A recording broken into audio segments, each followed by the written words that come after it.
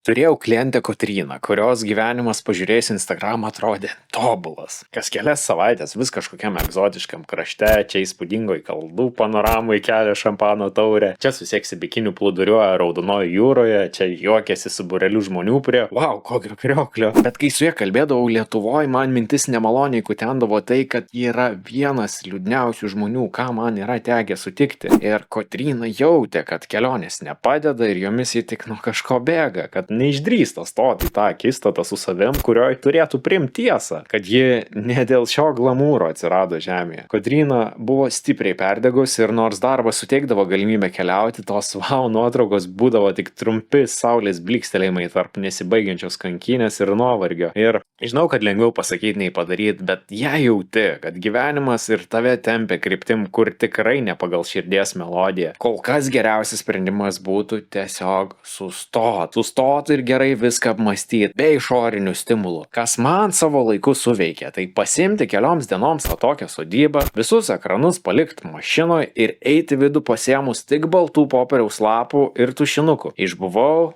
išrašiau, išjaučiau. Ir tai vertinu kaip vienas kokybiškiausių savo gyvenimo dienų, kuriuose radau atsakymų. Linkiu ir tau panašaus potyrio. Gyvenimas yra per trumpas, kad ilgai kankintis. O jei reikia pagalbos su vizija, parašyk žinutę. Užkurk savo vidinę ugnį.